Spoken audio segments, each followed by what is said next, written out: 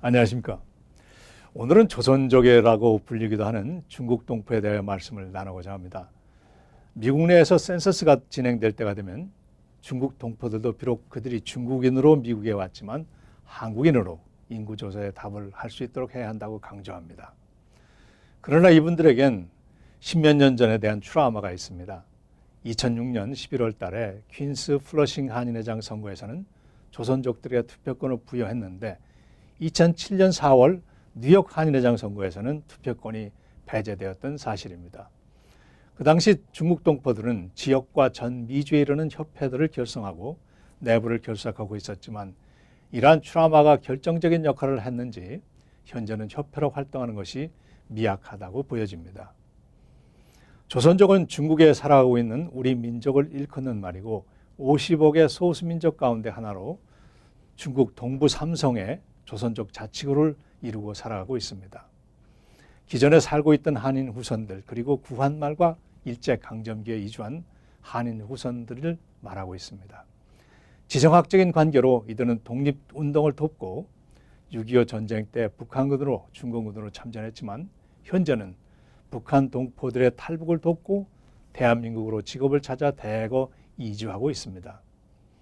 조선족 자치구의 조선족은 한때 200만 명에 달했지만 인원현상으로 중국 대도시로 50여만 명, 한국으로 75만여 명, 해외로 20여만 명이 이주하고 현재는 50여만 명으로 줄어든 것으로 추산하고 있습니다. 조선족 없는 조선족 마을이 늘어나고 조선족 자치구가 더 이상 자치구로 존재하지 않을 수 있다는 우려도 있습니다. 중국이 자치구를 만들어서 특별 대우하는 것 같았지만 한족들이 조선족을 향한 제노포비아, 즉 외국인 또는 이민족 집단을 혐오 배척 증오하는 행위가 있어서 조선족은 중국 국적으로 살면서도 불이익을 경험하며 많은 분들이 고향을 떠나게 되었다는 것입니다.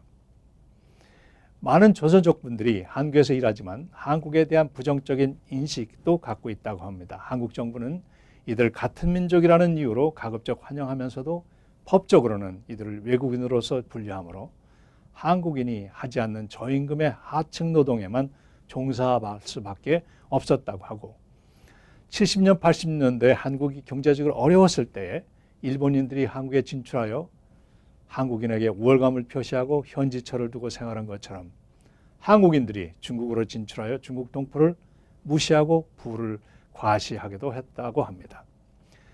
한국에서 일하고 있는 중국 동포들은 한국인 친척들의 경멸과 무시, 고용인들의 임금 차별, 불평등 고용 등을 불평하고 있습니다. 뉴욕 이론만 해도 조선족 중국 동포가 3만명으로 추산되고 있습니다. 이분들의 경우 중국인으로 또는 한국인으로 살아가기가 불편하다는 것을 실토합니다. 중국어와 한국어를 능통하게 사용하는 장점이 있어서 한인업소에서 이들을 고용하지만 때로는 이들이 금전에만 집착한다고 불평하는 고용주들이 있습니다.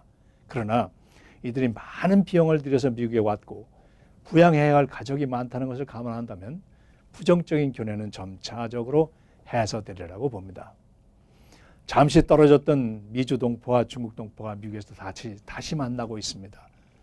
중국이 동북공정으로 동이족의 동아시아 역사를 철저히 왜곡하고 있는 것을 보며 중국 동포가 우리의 역사에 포함되어야 하는 것이 당연한 일이며 해외에서 홍익인간의 자손들이 만나 함께 살아가야 하는 것 또한 당연한 일이며 우리의 후손들이 세계에 퍼져가는 한민족들과 위대하고 힘을 키우고 세상에 기여해야 되기 때문입니다.